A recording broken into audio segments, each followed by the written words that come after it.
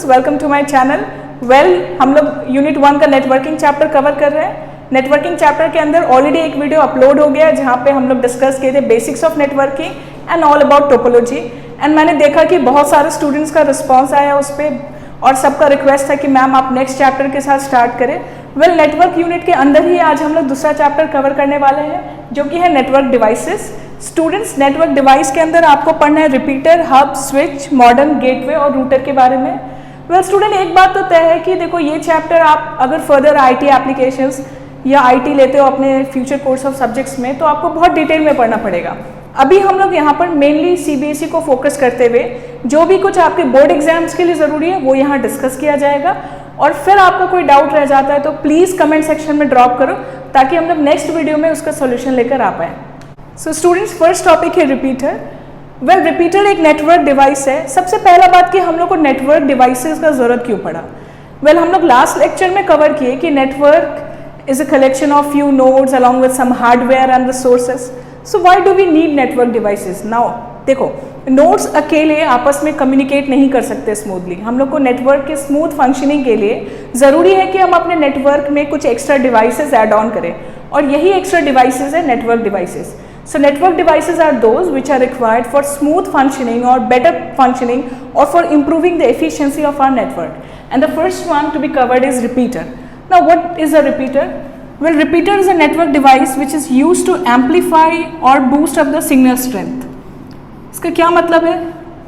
Suppose यहाँ पे हम लोग दो नोड कंसिडर करते हैं। ये सोर्स नोड है जिससे मैसेज ट्रांसफर होना है और ये डेस्टिनेशन या फिर रिसीविंग नोड है। And let us assume the distance between them is around 1 kilometer or more than that 100 kilometer 200 kilometer। एक बड़ा डिस्टेंस है सोर्स और डेस्टिनेशन के बीच में। और मान लेते हैं ये कनेक्शन किया गया है इथरनेट केबल से। इथरनेट केबल ही वो हम लोग का लैन वायर, लैन केबल। तो students, what do you think कि जब हम मैसेज सोर्स से डेस्टिनेशन भेज रहे हैं तो क्या ये मैसेज इसी तरह से रिसीव होगा डेस्टिनेशन एंड पे? नहीं, क्योंकि ये एक बहुत बड़ा डिस्टेंस है और जब मैसेज ट्रैवल करेगा इतने बड़े डिस्टेंस से तो हम लोग जानते हैं कि एक्सटर्नल इन्फ्लुएंसेस आएंगे बीच में, जैसे कि नॉइज़, और जिसकी वजह से हम लोग के मैसेज का जो स्ट्रेंथ है वो रिड्यूस हो जाएगा। तो एग्जैक्टली हम लोग रिपीटर वहीं पे यूज़ करते हैं टू इंक्रीज द और टू बूस्ट आवर सिग्नल। तो रिपीटर हम लोग यहाँ पे लगाएंगे तो ये अब हम लोग के सिग्नल को रीजनरेट करेगा ताकि डेस्टिनेशन नोड पे मैसेज सही सलामत रिसीव हो। तो अब रिपीटर हम लोग कहाँ यूज़ करेंगे? अब मान लेते हैं दो नोड के बीच का डिस्टेंस अगर 5 मीटर है तो वहाँ तो रिपीटर नहीं लगाएंगे। तो repeater will be used for a distance greater than 70 metre. ये एक स्टैंडर्ड कंडीशन है जो आप बुक्स में पाएंगे कि 70 मीटर से बड़ा डिस्टेंस में हम लोग रिपीटर यूज़ करते हैं। यहाँ पे सीबीएसई का एक बहुत इंपॉर्टेंट क्वेश्चन भी कवर होता है। कई बार बोर्ड वाले पूछते हैं कि under what circumstances will you use repeater. So we use repeater when the distance between two nodes is greater than 70 meter. Students, next topic है hub and switch. हम लोग ये टॉपिक को साथ में लिखे हैं तो डेफिनेटली इस टॉपिक के बीच में कुछ कनेक्शन होगा। आप पहला पॉइंट लिखोगे कि hub and switch are both network devices which are used to connect multiple nodes in a network. This is common for both. तो हम लोग यहाँ पे मान लेते हैं हम लोग के पास 4 नोड्स हैं, आप ज़्यादा भी नोड्स ले सकते हैं। तो ये 4 नोड को आपस में कम्युनिकेट कराने के लिए, इन 4 नोड को कनेक्ट करने के लिए हब या स्विच वो एक्सटर्नल डिवाइस का काम करेगा। इसका क्या मतलब हुआ? तो इस डिवाइस के अंदर बहुत सारे पोर्ट्स होंगे जिससे हम लोग कनेक्ट कर पाएंगे। तो ये 4 नोड्स कनेक्टेड है हब और स्विच से। अब इसके समझने के लिए हम लोग मान लेते हैं ये नोड नंबर 1 2 3 4। अब देखो दोनों का अगर सेम ही काम है तो दो अलग वर्ड्स तो होते नहीं, हब और switch. So there must be some difference between the way they work. So मान लेते हैं हम लोग यहाँ पर हब है और let us understand कि how does it work. Suppose node 1 को communicate करना है node 3 के साथ और हमने यहाँ पर एक हब यूज़ कर रखा है। तो what will the hub do? node 1 जैसे ही मैसेज भेजेगा हब को, हब क्या करेगा? वो उस मैसेज को ब्रॉडकास्ट कर देगा सारे कनेक्टेड नोड्स के साथ। ब्रॉडकास्ट मतलब वो एक ही साथ सारे नोड्स को वो मैसेज सेंड कर देगा। फिर नोड 3 विल चेक कि ये जो मैसेज है इसमें तो रिसीविंग में मेरा एड्रेस है, वो उस मैसेज को रिसीव कर लेगा and other nodes will ignore it.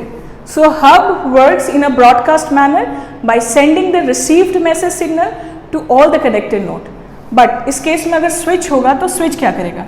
Suppose same situation है और हमने यहाँ पे स्विच यूज़ कर रखा है, और फिर से वही सिचुएशन हम लोग लेते हैं कि नोड 1 को कम्युनिकेट करना है नोड 3 के साथ। तो जैसे ही नोड 1 मैसेज सेंड करेगा स्विच को, switch will create a temporary connection between node 1 and node 3।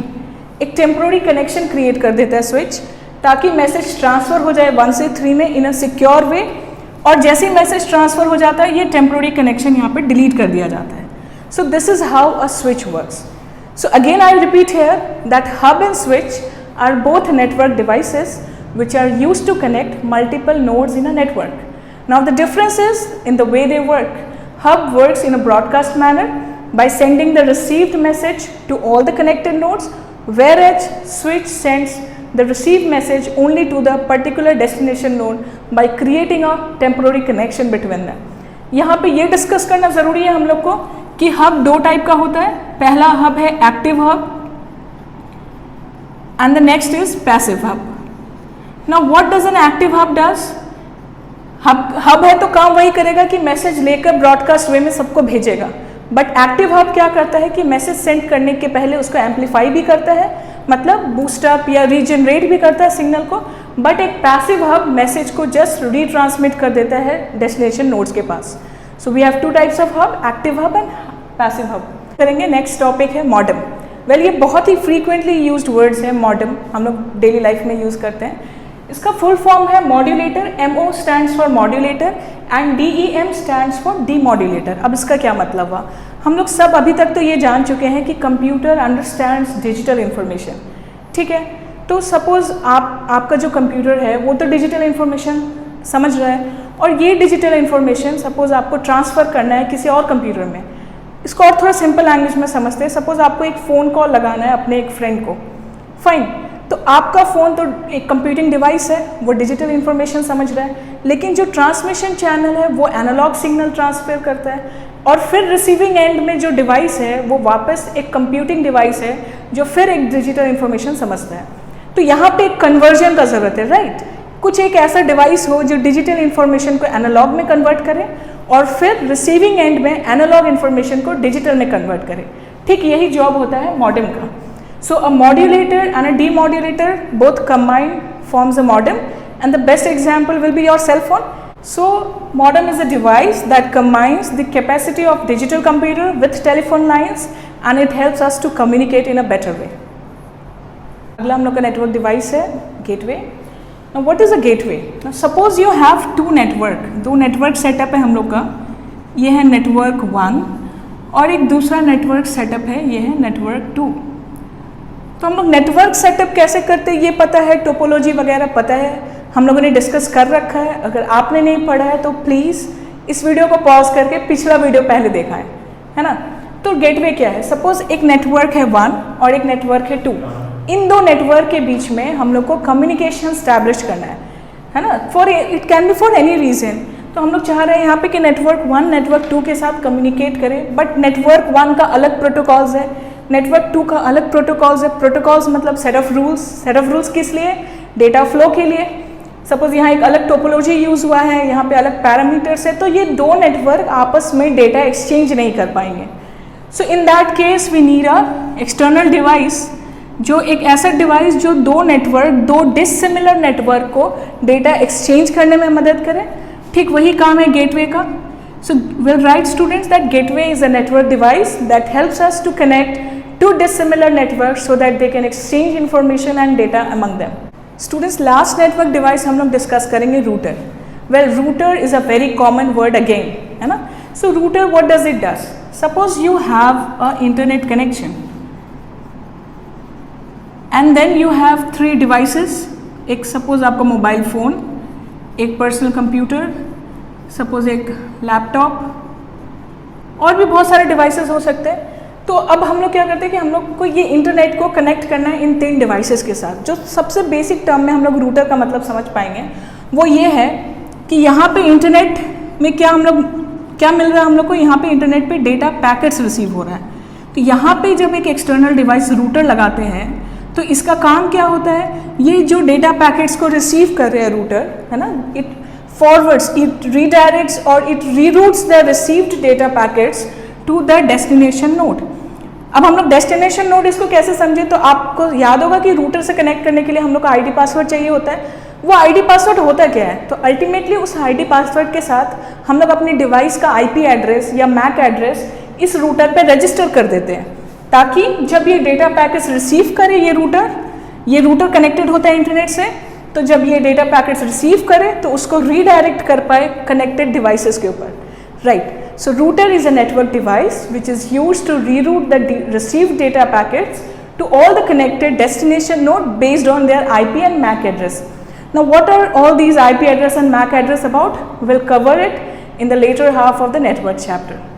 Students, by now ये हम लोग को समझ में आया कि नेटवर्क का मतलब एक बहुत छोटा सेटअप भी हो सकता है, जैसे आपके रूम में अभी 2 कंप्यूटर्स कनेक्टेड हैं एक प्रिंटर के साथ, ये एक नेटवर्क बन सकता है। आपका लैपटॉप, आपका मोबाइल कनेक्टेड है प्रिंटर के साथ, ये एक नेटवर्क बन सकता है। से लेके नेटवर्क बहुत बड़े स्केल पर भी हो सकता है। For example internet is an example of the largest existing network. So well network can range from small scale to very large scale setups. तो based on their geographical spread कि network कितनी दूर तक फैला हुआ है, नेटवर्क डिवाइड करते हैं हम लोग 4 कैटेगरीज में, और ये हमारे बोर्ड एग्जाम्स के सिलेबस में है। तो based on the geographical spread we divide network into 4 categories. Local area network LAN, MAN stands for metropolitan area network, WAN wide area network, PAN personal area network. Now let us study them in details. Students, LAN local area network, well ये बहुत ही small scale network है जिसको हम लोग local area network बोलेंगे। जैसे कि कोई ऑफिस, बिल्डिंग या फैक्ट्री में 2-3 बिल्डिंग है, या सिर्फ एक बिल्डिंग के अंदर 2-3 फ्लोर है, वो आपस में कनेक्टेड है। या आप इमेजिन कीजिए आपके स्कूल का कैंपस, उसमें एक एडमिनिस्ट्रेटिव ब्लॉक है, एक एजुकेशनल ब्लॉक है, इस तरह से 3-4 ब्लॉक्स आपस में कनेक्टेड है, तो ये भी एक LAN का एग्जाम्पल बनेगा। LAN का मेन पर्पस है रिसोर्स शेयरिंग। कैसा रिसोर्स? डेटा या हार्डवेयर रिसोर्स शेयर करने के लिए काम आता है। और LAN में जब हम लोग नोड्स को कनेक्ट करते हैं तो हम NIC कार्ड वहाँ पे यूज़ करते हैं।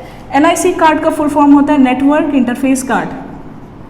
तो नेटवर्क इंटरफेस कार्ड वो कार्ड्स है जो इंस्टॉल्ड होता है सारे कंप्यूटर्स के CPU में, और फिर हम लोग जब उनको प्लग इन करते हैं एक साथ, तो NIC कार्ड एक इंटरफेस का काम करता है आपका और आपके नेटवर्क के साथ।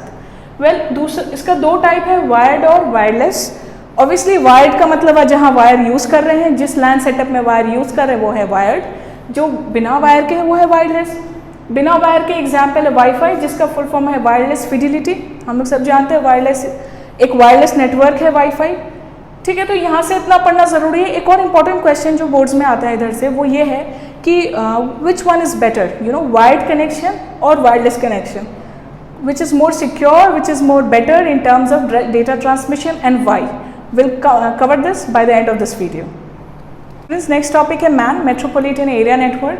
Well, इसका जो रेंज है वो कुछ few किलोमीटर से few 100 किलोमीटर्स तक है, तो आप समझ सकते हैं कि ये एक सिटी को कवर कर रहा है। तो जनरली इस तरह का नेटवर्क एक पर्सनल इंडिविजुअल का नहीं हो सकता है ना।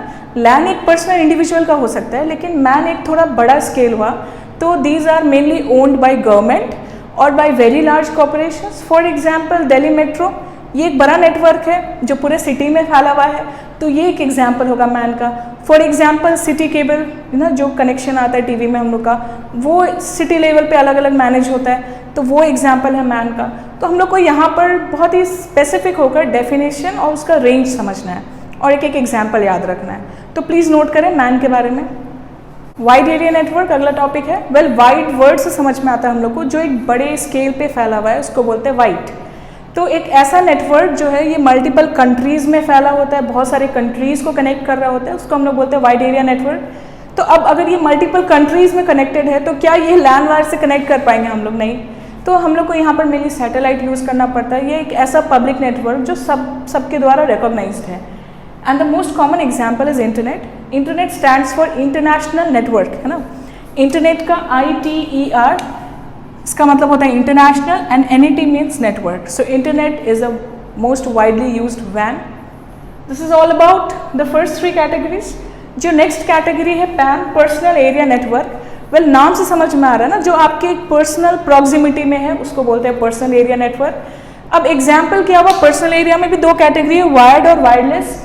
मान लो आपने अपना लैपटॉप कनेक्ट किया है प्रिंटर के साथ, तो ये हो गया wired PAN। or suppose you are using Bluetooth and you are transferring data with your friend, so that becomes an example of wireless personal area network. एक ऐसा नेटवर्क जो आपके पर्सनल स्पेस में, पर्सनल प्रॉक्सिमिटी में है, इसको बोलते हैं पर्सनल एरिया नेटवर्क। एक बार मुझे याद है बोर्ड एग्जाम में क्वेश्चन आया था, क्वेश्चन नंबर 1 था पेपर का, कि there are 2 friends who are exchanging photographs of a festival with the help of Bluetooth. Identify the type of network. Well, it was PAN. अगर until and unless question में पूछा है कि wired है या wireless, प्लीज़ आप उसको differentiate नहीं करें। मेरा suggestion होगा कि only classify as LAN, MAN, WAN और PAN। इनके अंदर wired और wireless classification अगर पूछा नहीं है पेपर में तो नहीं लिखना है। That was all about types of network that you need to read from the board exams. So well students, we have covered 2 very important topics today in our lecture. Those were network devices and type of network.